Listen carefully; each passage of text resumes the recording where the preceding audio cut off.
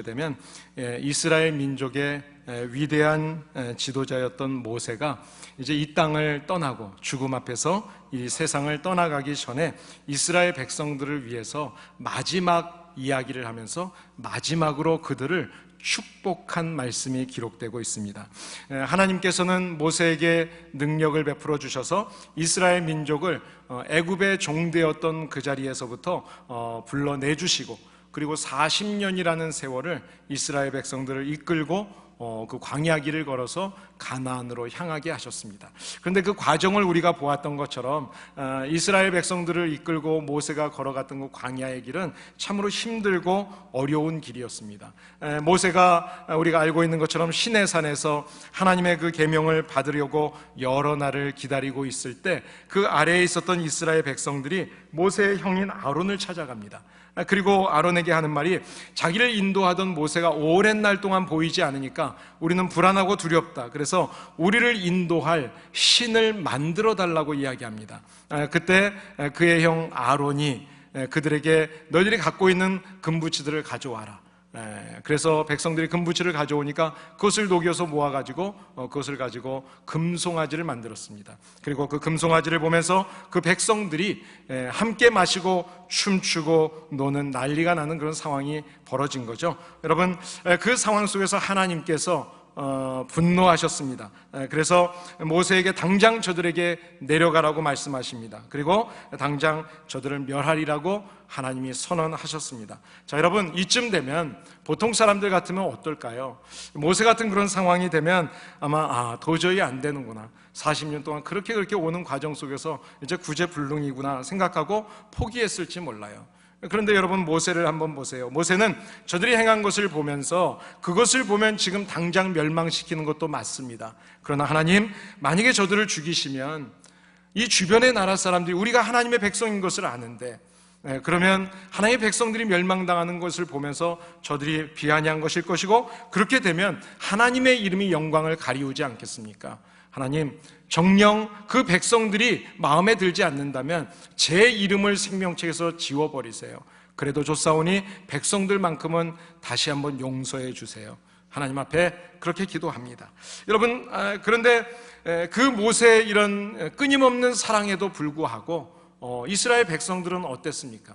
계속해서 조금 힘들고 광야 생활에서 어려운 일을 만나면 금방 불평하고 원망하고, 심지어 형인 아론과 누나였던 미리암조차도 모세를 시기까지 했습니다.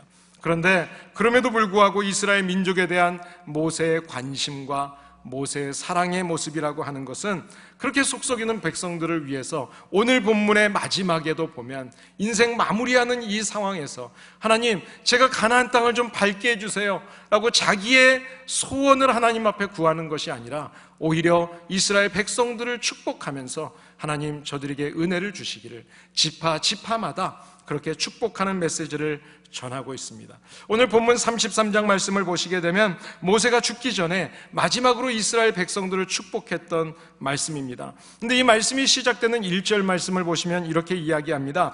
하나님의 사람 모세가 죽기 전에 이스라엘 자손을 위하여 축복함이 이러하다. 하나님의 종 모세였던 사람이 자기가 죽게 되었어요. 그런데 이 마지막에 이스라엘 자손을 위해서 축복하는 겁니다.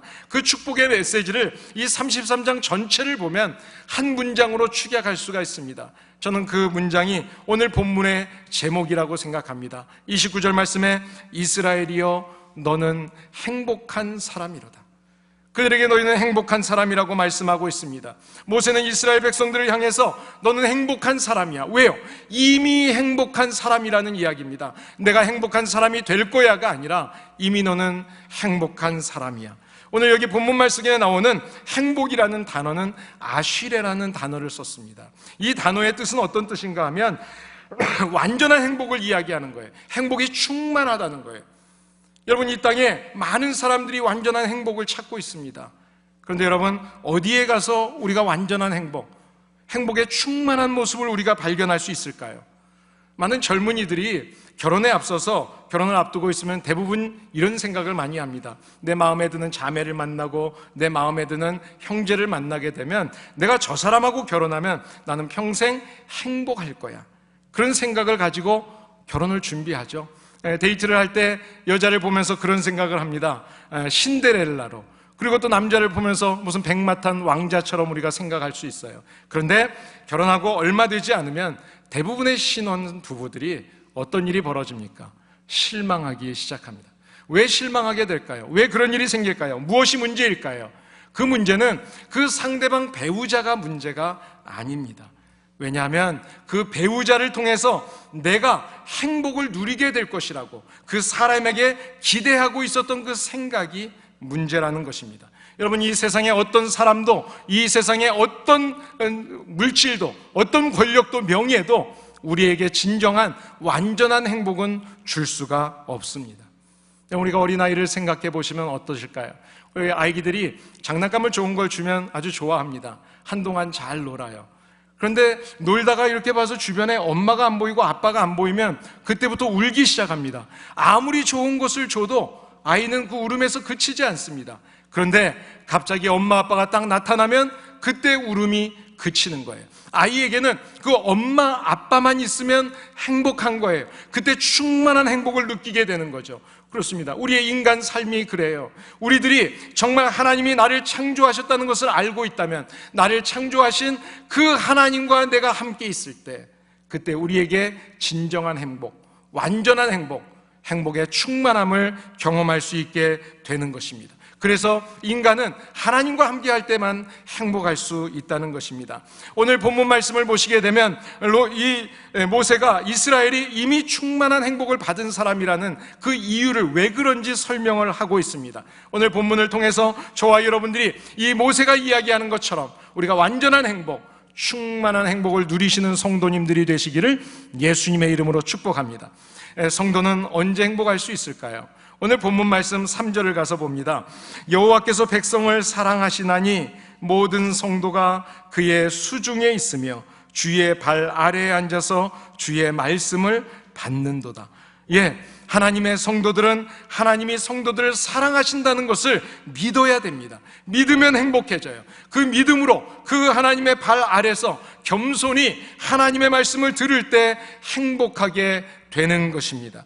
여러분, 33장 2절 말씀을 보시면 일러스되 여호와께서 시내산에서 오시고라고 이야기합니다. 시내산에서 오시고라는 이 오신다는 말은 완료 진행형의 단어입니다. 완료 진행형. 이 말은 무엇인가 하면 이전에 지난날에 모세에게 오셨던 하나님 이미 오셨어요. 완료하셨어요. 그런데 그 하나님께서 지금도 오늘도 우리에게 찾아오시는 하나님, 진행되고 있다는 의미입니다. 오늘 본문 26절에도 보시면 여수른이여 하나님과 같은 자가 없도다. 그가 너를 도우시려고 하늘을 타고 궁창에서 위엄을 나타내신다고 말씀합니다. 하나님이 이스라엘을 먼저 사랑하셔서 직접 찾아오셨어요. 그렇기 때문에 이미 행복한 사람이라고 이야기하는 거예요. 그러니까 이 사실을 믿으면 우리가 행복할 수 있다는 이야기입니다. 여러분, 아브라함의 행복은 어떻게 가능할 수 있었을까요? 아브라함은 하나님께서 그 아브라함을 찾아오셨습니다. 먼저 찾아오셔서 그를 믿음의 조상으로 열국의 아비로 만들어주셨습니다. 성경에 계속해서 나오는 인물들을 보시면 이삭과 야곱의 행복도 하나님 편에서 이삭을 찾아오셨고 하나님 편에서 야곱을 먼저 찾아오셨습니다. 그때 예기치 못했던 축복을 그들이 경험하게 되었습니다. 그 하나님께서는 지금도 우리가 어디를 가든지 우리가 어떤 상황에 있든지 우리를 친히 찾아오셔서 때로는 하나님께서 영으로 진리로 말씀으로 성령으로 은혜로 우리와 함께 하십니다. 하나님께서 타지 않는 불꽃 가운데서 그 떨기나무 불꽃 가운데 있는 모세를 찾아오셨습니다. 그리고 모세야 모세야 하고 하나님께서 부르십니다. 자, 그 이름을 불러주실 때 모세는 애굽의 종되었던 이스라엘 백성들을 구원해야 된다는 새로운 구원에 대한 존재적 사명과 목적을 깨닫게 되었다는 것입니다. 그리고 이어서 시내산에서 우레와 번개와 빽빽한 구름과 그리고 불 가운데 있던 그 모세를 찾아오셨습니다. 그 불 가운데서 하나님이 친히 찾아오셔서 그에게 이스라엘 백성들, 하나님의 자녀가 된 그들에게 앞으로 어떻게 살아야 되는지에 대한 신앙생활의 율법, 그 10계명을 주십니다. 사랑하는 여러분, 하나님이 이스라엘을 찾아오심으로 이스라엘 백성들이 행복한 자가 되었습니다. 하나님이 그들을 찾아왔을 때 유월절을 경험했습니다. 하나님이 그들을 찾아왔을 때 출애굽의 역사를 경험합니다. 홍해의 기적을 체험하고 마라의 기적을 체험하고 만나와 메추라기의 기적을 경험하게 되었습니다. 반석에서 물이 나오는 기적을 경험하게 됩니다. 농사를 짓지 않아도 장정만 60명이 의식주를 해결을 받을 수가 있었습니다. 아멜렉과의 싸움에서 하나님이 승리하게 해주시는 것을 경험합니다. 40년 동안 하나님이 찾아오셔서 불기둥이 구름기둥이 되어 주셨습니다. 우리가 성경을 가만히 살펴보시게 되면 성경은 하나님께서 사람을 찾아오신다는 것을 이야기합니다. 범죄에서 죄 가운데 있었던 인생을 먼저 찾아오신 하나님, 죄인된 인간을 찾아오셔서 하나님 편에서 우리를 찾아오셔서 우리의 인생을 회복시켜 주시는 그 하나님, 그래요, 성경은 인생을 찾아오시는 하나님의 계시의 말씀입니다. 성경의 내용을 보시게 되면 하나님이 인간을 찾아오신 기록이 기록되어 있는 것입니다. 세상의 종교는 사람들이 만든 종교예요.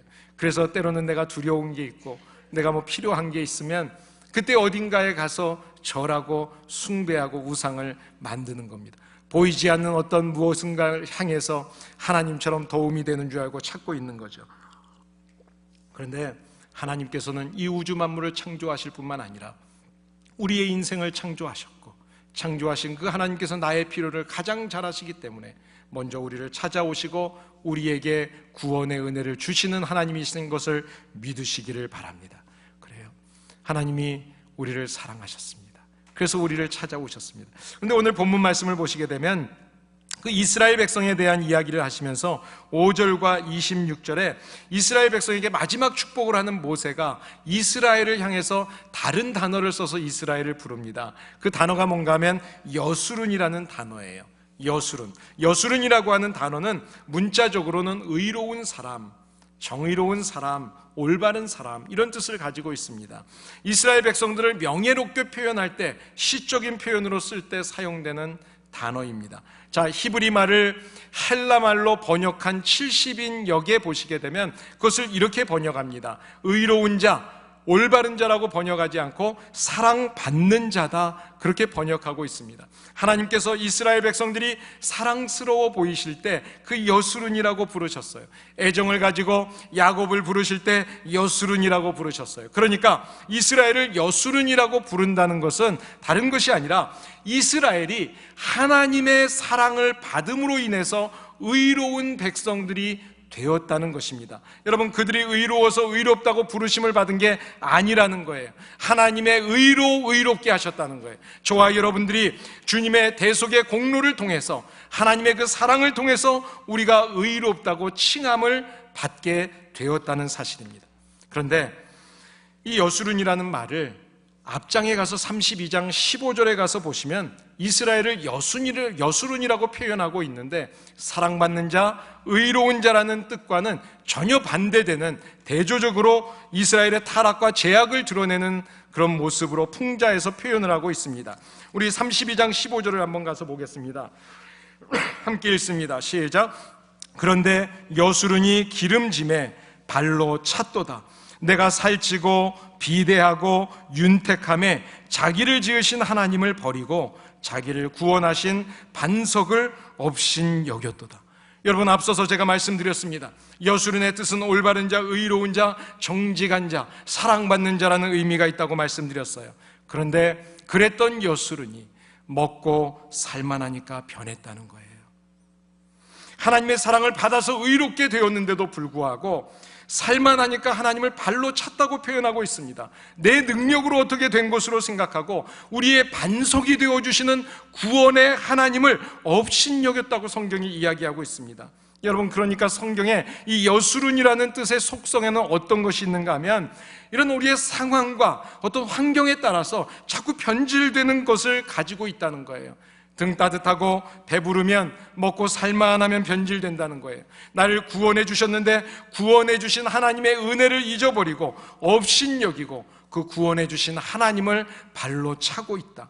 여러분, 다시 말하면 겉은 여수룬인 척하고 있지만 그러나 속은 속물 같은 모습이다. 이것이 이스라엘의 모습이다. 하나님이 말씀하고 있는 거예요. 여러분 어떻습니까? 힘들 때는 우리가 하나님을 도와달라고 하나님 앞에 하나님이 이 문제를 해결해 주세요. 그럼 제가 이렇게 하겠습니다. 이렇게 신앙생활 잘할게요. 우리 교회를 지켜주세요. 우리 가정을 지켜주세요. 저를 지켜주세요. 우리가 기도했지만 우리가 조금 살만하고 나아지면 언제 그랬냐는 듯이 또다시 과거의 모습으로 돌아가는 우리의 모습, 이스라엘 백성들의 모습을 성경이 이야기하고 있는 것입니다. 그런데 이 말씀은 32장에서만 말씀한 게 아니었어요. 앞서가서 31장을 보시면 20절에도 이 문제를 강조해서 제기하고 있습니다. 내가 그들의 조상에게 맹세한 바 젖과 꿀이 흐르는 땅으로 그들을 인도하여 들린 후에 그들이 먹고 배부르면 살찌면 돌이켜서 나를 다른 신들을 섬기며 나를 멸시하고 내 언약을 어길 것이다. 사랑하는 여러분, 어떻게 되면 그런데요? 먹어서 배부르고 살찌면, 살만하면 그런데요. 여러분, 우리가 부유하게 될수록 사실은 받은 은혜 감사해서 하나님을 더 잘 섬기고 더 잘 경외하고 그래야 맞을 것 같은데, 우리가 쉽게 오히려 더 부유해졌을 때, 좋을 때 자꾸 변한다는 거예요. 여러분, 그래서 어떤 면에서는 성도에게 있어서 물질적인 풍요로움이라든지 우리가 건강을 누리고 있다든지 살만하다는 것이 축복이라기보다 우리의 믿음을 시험하는 것이라고 우리가 아셔야 됩니다. 여러분, 이런 시험을 통과하지 못하는 사람들을 하나님께서 어떻게 하십니까? 이스라엘 백성들에게 바벨론에서 또 고통당하게 했던 것처럼 하나님은 우리의 신앙을 회복시키기 위해서 또다시 물질을 거두어 가기도 하시고 건강을 거두어 가실 때도 있다는 사실을 기억하시기를 바랍니다.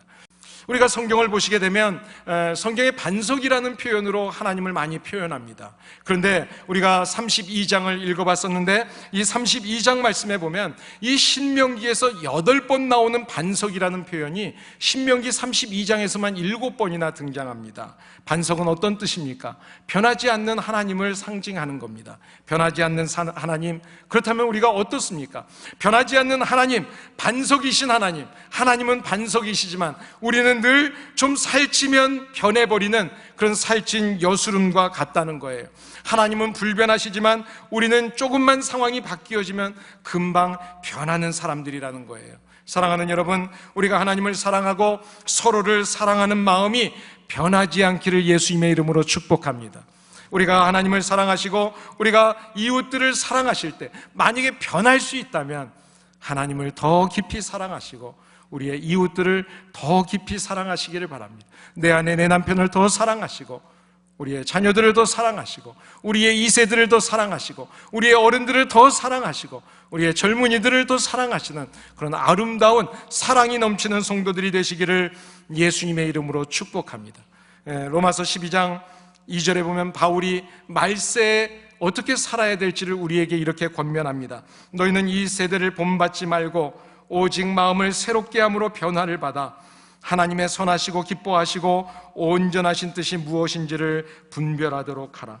여러분, 세상을 따라서 세상의 유혹에 자꾸 넘어가고 변질되지 말고 오직 우리의 마음을 하나님을 향해서 하나님의 신실하신 사랑을 내가 믿고 마음을 늘 주님의 말씀 앞에서 새롭게 할 뿐만 아니라 그 예수님의 성품을 닮아감으로 인해서 주 안에서 더욱 행복한 삶을 사는 우리 모든 성도님들이 되시기를 예수님의 이름으로 축복합니다.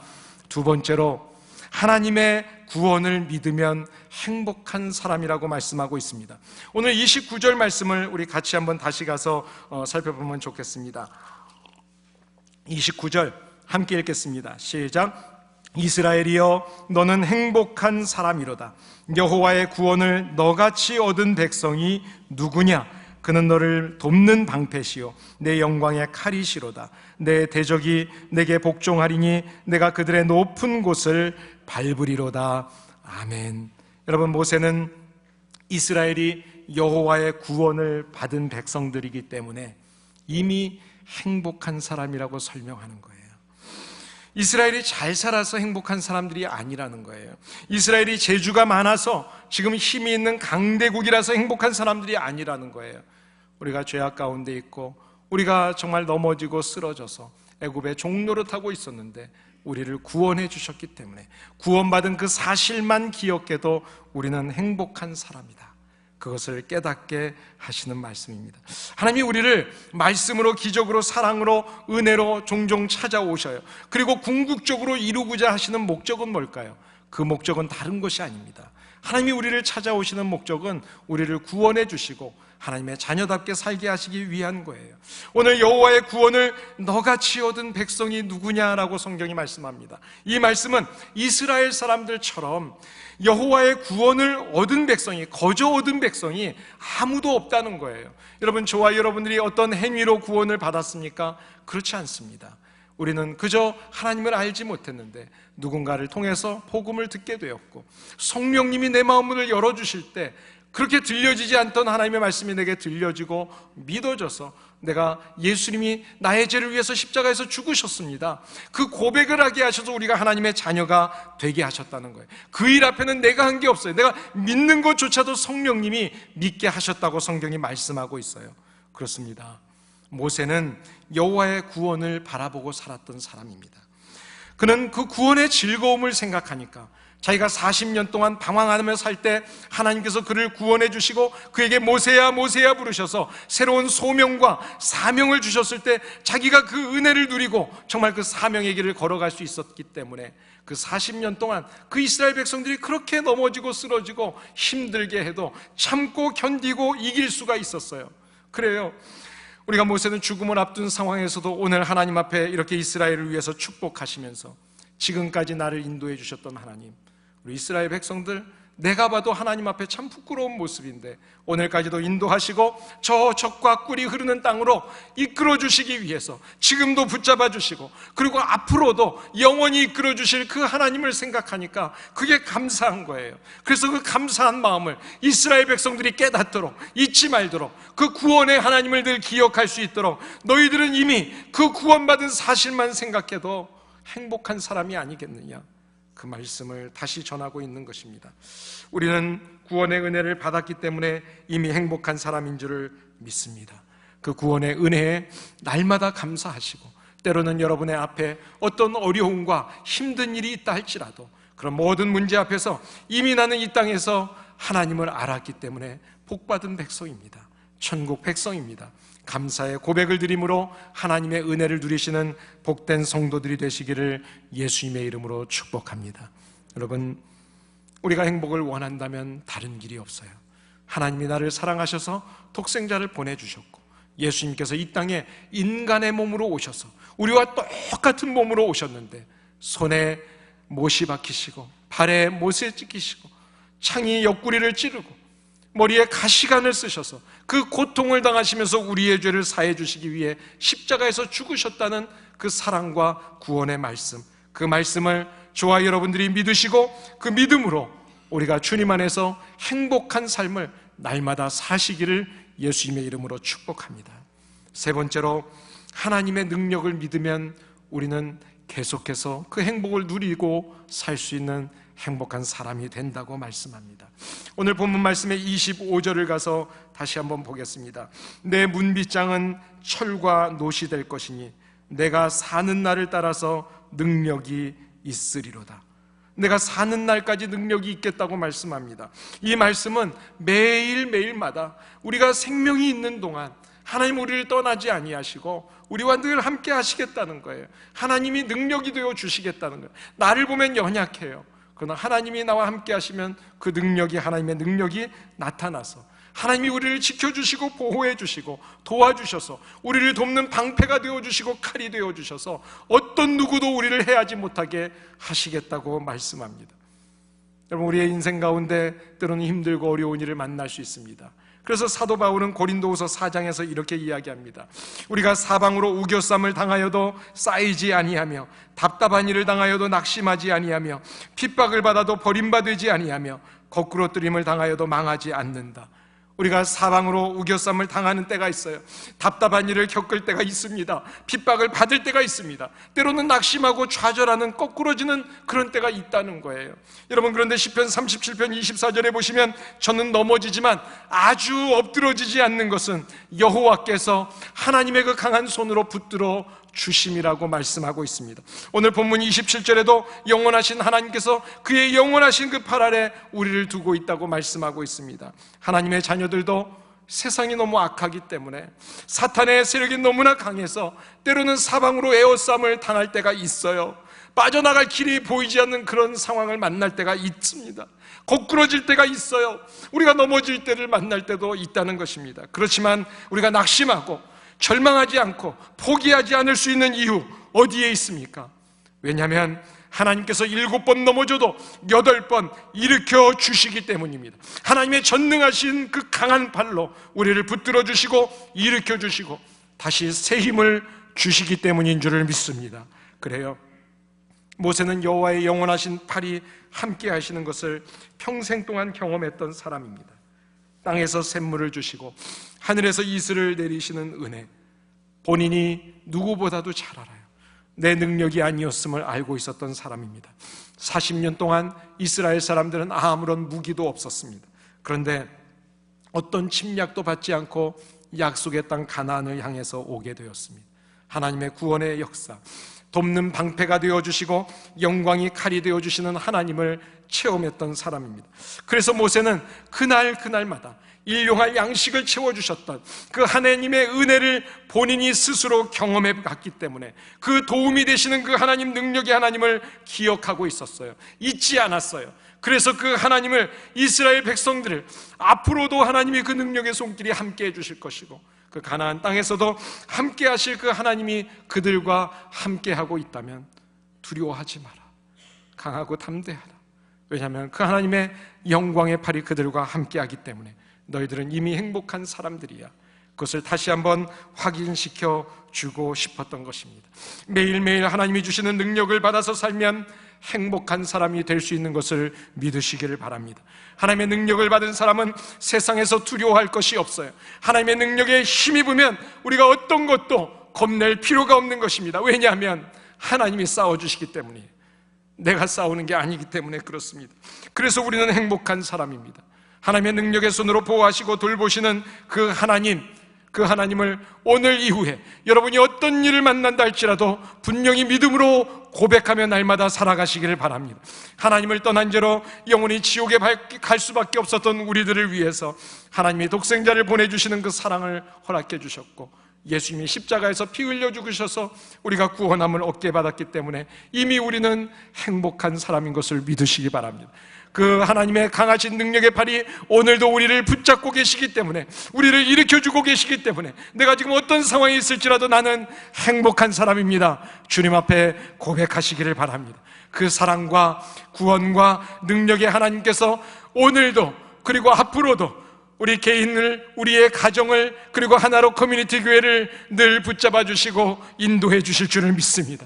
우리에게 넘치는 은혜로 채워주실 것을 믿습니다. 지금 어떤 환난을 당하고 계십니까? 정말 넘어지고 쓰러지고 연약한 가운데 계신 분이 계십니까? 여러분, 그 가운데 있을지라도 낙심하지 마세요. 우리는 다시 일어날 거예요. 영광의 팔, 능력의 팔 되시는 하나님을 분명히 붙잡으시기를 바랍니다. 우리가 믿음으로 그 하나님의 손길을 붙잡으면 우리는 다시 일어나 담대하게 이 땅을 믿음으로 승리할 수 있게 될 줄을 믿습니다. 전능하신 하나님, 그 능력의 팔을 의지하면서 오늘 이 시간에 함께 기도하기를 원합니다. 여러분, 우리의 행복과 불행은 밖에서 오는 것이 아닙니다. 우리 안에서부터 나오는 것입니다.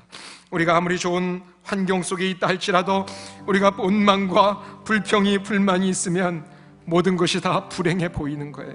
그러나 아무리 나쁜 상황이고 건강이 연약하고 내가 정말 걸을 수가 없고 힘든 그런 상황이 있다 할지라도 그래도 하나님 앞에 감사하고 구원의 은혜에 감사하고 기뻐할 수 있다면 우리는 이미 행복한 사람입니다.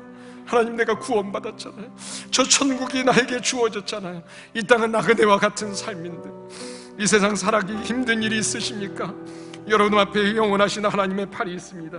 이 시간에 용기를 가지시고 그 하나님의 팔에 안기실 수 있기를 바랍니다. 그 팔에 안기실 때 확신을 가지시고 안기세요. 믿음이 없이는 하나님을 기쁘시게 할 수가 없기 때문에 그렇습니다. 아버지나 어머니의 팔에 안긴 어린아이는 모든 것을 부모의 팔에 맡깁니다. 내 자신을 의지하지 마시고 물질을 의지하지 마시고 하나님만 의지하세요. 어떤 문제가 됐든지 작은 문제건 큰 문제건 하나님께 다 아뢰어보세요.